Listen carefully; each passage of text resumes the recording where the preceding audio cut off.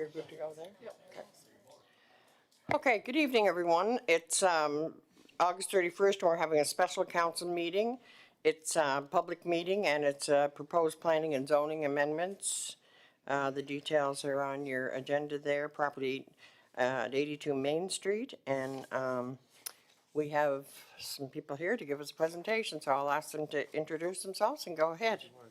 Oh, I forgot, yeah, I should give the, sorry, I'm ahead of myself.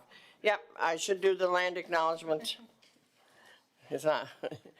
In spirit of reconciliation, we acknowledge that the land upon which we gather is unceded Mi'kmaq territory, Epuwic, Prince Edward Island. Mi'kmaq is covered by the historic treaties of peace and friendship. We pay our respects to the indigenous Mi'kmaq people who have occupied this land for over 12,000 years past, present, and future. Sorry about that, I got ahead of myself. So we'll, number 2, approval of the agenda as presented. Okay, moved by Councillor Van Donkersgoed, seconded by Deputy Mayor Jenkins. Any comments, questions? Okay, all in favor? Aye. Okay, motion is carried. And any disclosure of conflict of interest on the presentation here tonight? Okay, seeing none, now we're down to 4.1. Sorry. I was just getting ahead of myself, so go ahead. My name is this working? Yep, Okay. your mic is live there, yep. My name is Thea Campbell, and I work for the Department of Transportation, Infrastructure, and Energy. Okay. I'm Jason Doyle. I'm the Director of Housing with PI Housing Corporation. Okay, welcome to both of you. Thank you. Thanks. So I'm doing this presentation today on behalf of the Department of Housing and Communities and the PI Housing Corporation, and we're making a rezoning request for the Rosedale Road Seniors Housing Project, and we'd like to request it to be switched from community to high-density residential. When we start any housing project, we always ask, what is the need? Where is the need? So this is the Seniors Housing Registry as of July 31st, 2026. And you can see there are 42 seniors in Kings County on this list. The building that we're proposing is not market value apartments. It's specifically to house people from the Social Housing Registry list. So the residents would be age 60 years of older, 55 plus if they have a disability, and their eligibility depends on number of dependents, annual income, ratio of housing costs to income, current dwelling condition, and health status. So there are 3 buildings still on that site right now, and it would be the same residents that are currently living there, the same eligibility.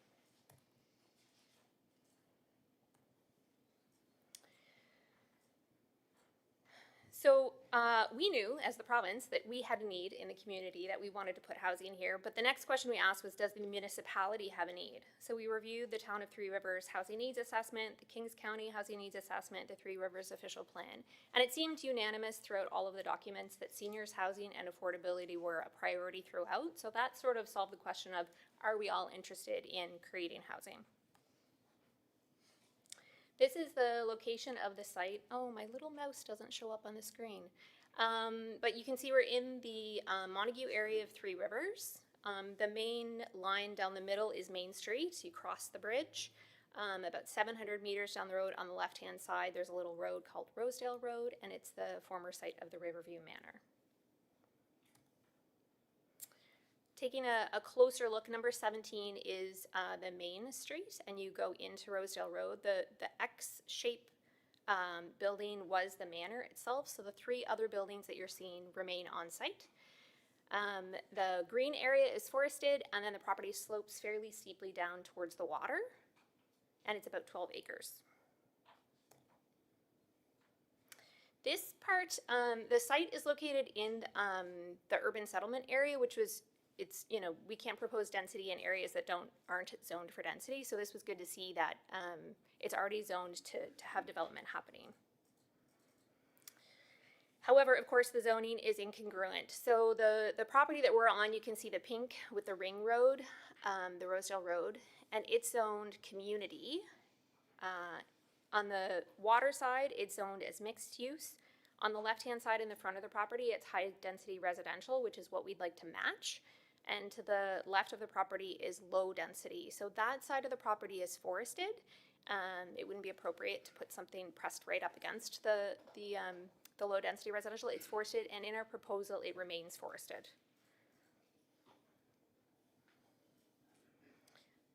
So the property is currently non-conforming because we have multi-use residential buildings on the property and community does not allow that. So as we're sort of like, for every project we say, you know, is this an appropriate place to put housing? Is there a need? And I always do a neighborhood assessment to say, is this a place where seniors want to live? And I'm looking at walkability, transportation, access to nature, aging in place, sense of belonging. So the circle that you see is a 500-meter radius, which is what you could expect a senior to want to walk in fair weather. There's a sidewalk that runs from the property all the way into Montague, and just at the edge of the circle is where the KCMH auxiliary is, and then the Lucky Bean Cafe. So we can almost see ourselves walking somewhere. And then of course on the other side, the Legion is just outside the circle as well. So there are some places to go in the community. It's almost safe to get there. There is crossing the street. There's not a crosswalk on this side of the circle. But there's lots of seniors that are also using scooters as a means to get around. Transportation, many of the seniors in the facilities that are already on site, they still have cars. They're still driving around. They car share with other people on site. There's taxi service available, and then T3 transit from downtown. So there's a way for seniors to go out, but there's also a way for people to come to the site, and that's really important, that people can leave easily and safely, and people can also come and visit. Access to nature, aging in place, and sense of belonging also scored really well. So we know that this is a neighborhood that wants to be housing, or could want to be housing.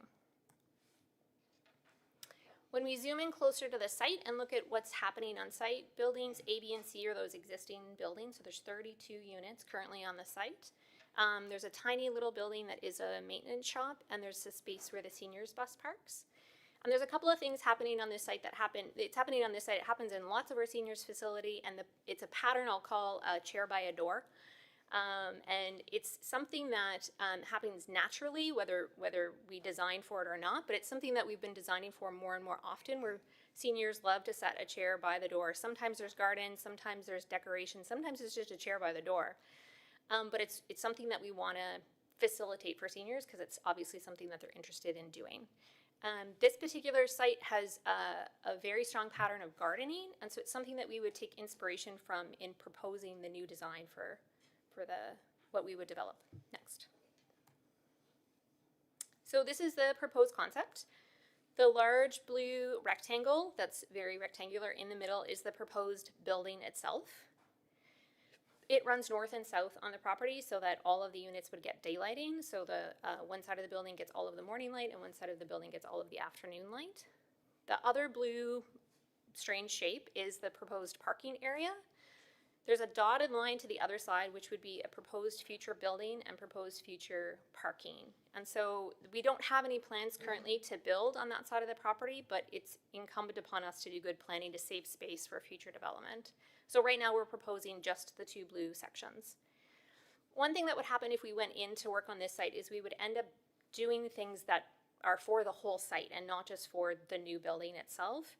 And so some of those things would be snow waste, compost, recycling removal, outdoor lighting, pedestrian pathways, and parking and roads. We would have to be thinking of the whole site collectively and not just the new building. There's a really lovely pathway between building A and B. It's a pedestrian pathway that's used frequently, and it has a pergola right beside it with a couple of seats and a hanging swing. But all of the garbage cans are in the same spot, which drives me bananas. So things like that, that could be resolved in a full design. We would, you could put them in a spot that still has proximity to the building. You're still thinking about slips and falls and lighting, but are not sort of right in the area where they're sitting outside and enjoying themselves. So this is a concept that we would still have to go through the development and the building permitting phase.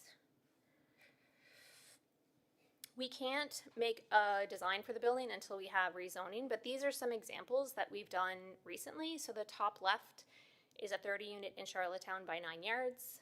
The building adjacent to that is out in Malpac, also by 9 yards. The building below is by Sable Arc, so there's a family building, and the left-hand side one is a seniors building. It has a really nice zero threshold drop-off with a covered porch that's currently under construction. And this has that same condition where there's two buildings adjacent to one another with the center courtyard that doesn't have any vehicular traffic. So there's a really nice middle ground for outdoor time. And then the bottom picture on the right is an example of a common space. All of these buildings have varying sized common areas. It's something that we put in most of our seniors' buildings. So we, that's sort of how we worked through the project. I've worked through lots of other details as well when thinking about whether this is an appropriate project or not. But here tonight we are requesting rezoning from community to high density residential. Thank you so much, and I'm happy to answer any questions. Okay, thank you. Questions?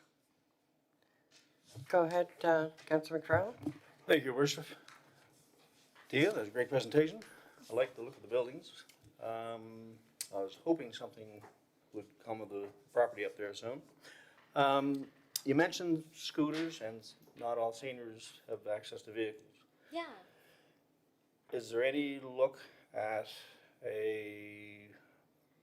I'm not even sure if Main Street would have it, but multi-use walkway, scooterway? Because we are getting quite a few scooters in the area, and they have to share our old roadway. Yeah. Right. Are you asking me if we're going to develop the road as well? No, but down the road, is there any consideration for a trailway like the one we just put out in Brudenell? Oh, interesting. The multi-use I don't walkways? know. I typically stay on my site, Right. is where I develop, but it's an interesting question and I can find out. Yeah. Sure. Okay. Yeah. Very good. Thank you.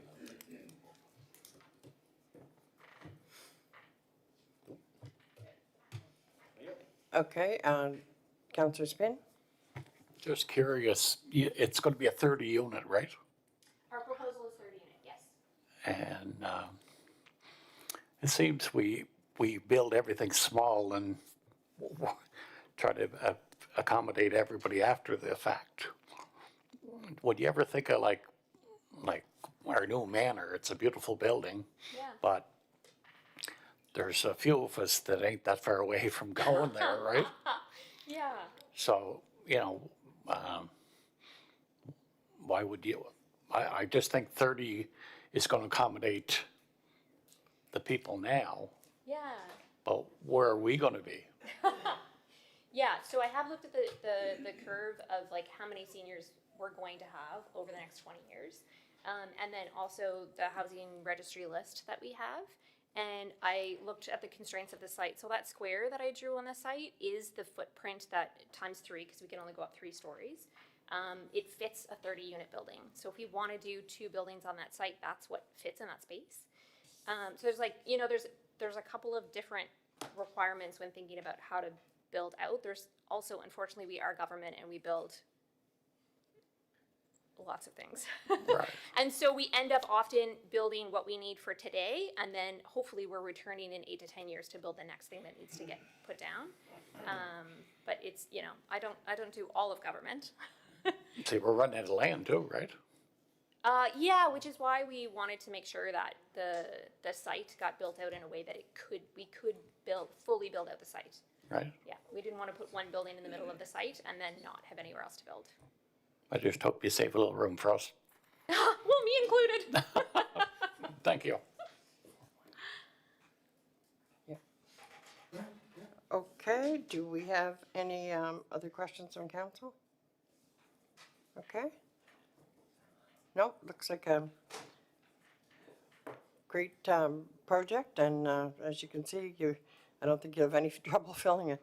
So, thank you, and we do have 4.2, which is questions from the public. If we have anybody in the public gallery that wants to ask questions, so come forward and tell us who you are.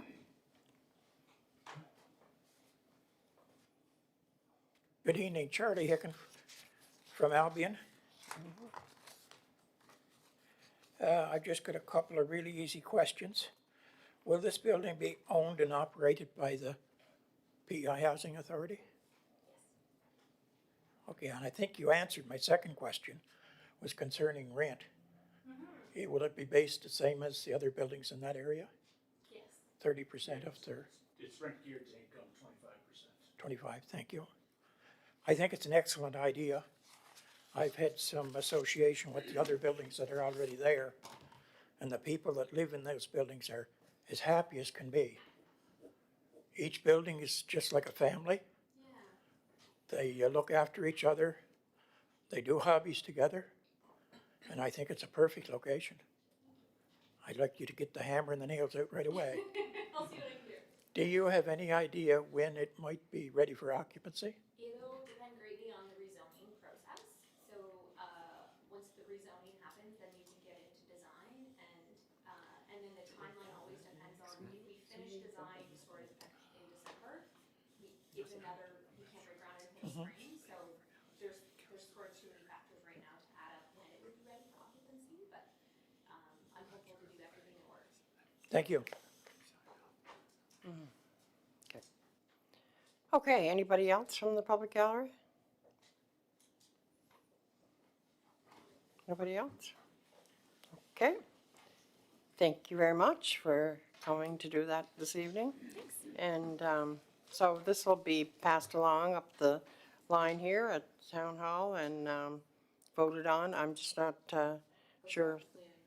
It goes back to the planning board first, yep, okay. And then it will come to council?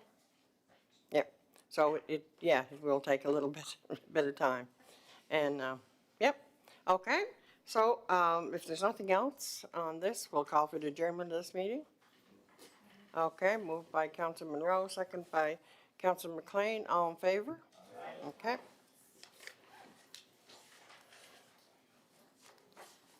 Okay, at 6:30, we do have another meeting.